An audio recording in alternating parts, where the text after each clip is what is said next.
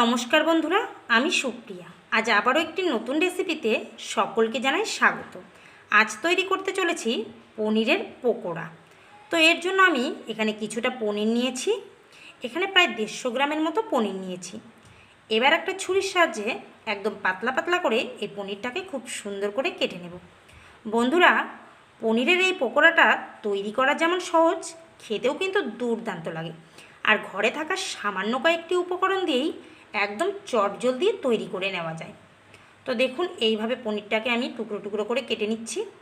আপনারা চাইলে কিন্তু যে কোনো ধরনের শেপ দিয়ে নিতে পারেন, তাতে কোনো সমস্যা নেই।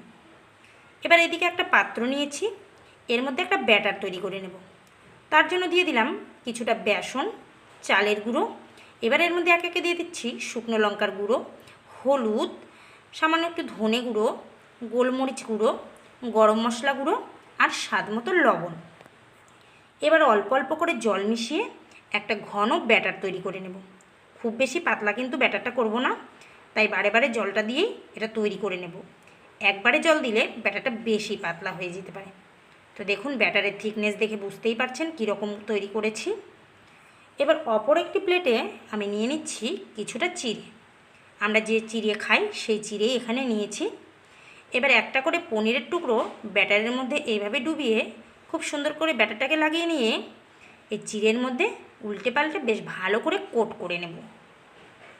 চিড়েটা দেওয়ার ফলে এই পকোড়ার টেস্ট কিন্তু আরও বেড়ে যায়, তাই অবশ্যই চিড়ে দিয়েই কোট করার চেষ্টা করবেন। কোনো বিস্কুটের গুঁড়ো বা ব্রেড ক্রাম্ব দিয়ে করবেন না, সেক্ষেত্রে কিন্তু স্বাদটা অন্যরকম হয়ে যেতে পারে। তো দেখুন, খুব সুন্দর করে একবার কোট করে নিয়েছি। আর যে ব্যাটারটা তৈরি করেছিলাম সেখান থেকে কিছুটা ব্যাটার নিয়ে একটু জল দিয়ে আরও পাতলা করে নিয়েছি। এবার এই পাতলা ব্যাটারের মধ্যে আবারও এটাকে দিয়ে একটু চামচ দিয়ে এইভাবে নাড়িয়ে নিলাম। এবার এখান থেকে তুলে আবারও এটাকে চিড়ের মধ্যে খুব সুন্দর করে কোট করে নেব। এই দুবার করে কোট করার ফলে ভাজার সময় দেখবেন খুব সুন্দরভাবে এটা মুচমুচে হবে আর ভেঙেও যাবে না, আর খেতেও বেশ মজাদার লাগবে। তো যারা এটা তৈরি করবেন অবশ্যই কিন্তু দুবার করে কোট করে নেওয়ার চেষ্টা করবেন। আবারও বলছি, দুবার কোট করলে কিন্তু খেতে বেশি টেস্টি হবে।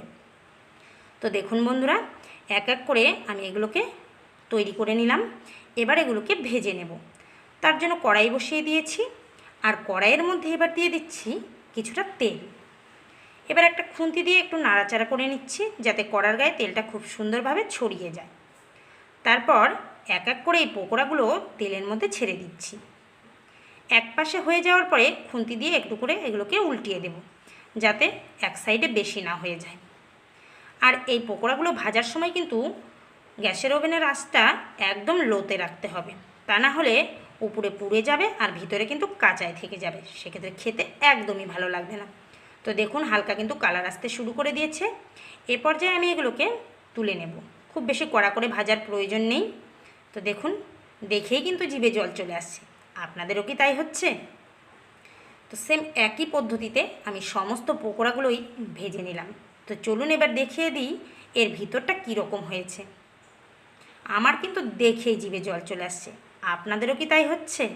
যদি হয় অবশ্যই একবার বাড়িতে ট্রাই করবেন, আর কেমন লাগে কমেন্ট বক্সে জানাতে কিন্তু একদম ভুলবেন না। আজ এই পর্যন্তই বন্ধুরা। পরবর্তী কোনো ভিডিও নিয়ে আবারও আপনাদের সামনে চলে আসবো। ততক্ষণ ভালো থাকবেন, সুস্থ থাকবেন, আর এইভাবেই আমাদের পাশে থাকবেন। নমস্কার।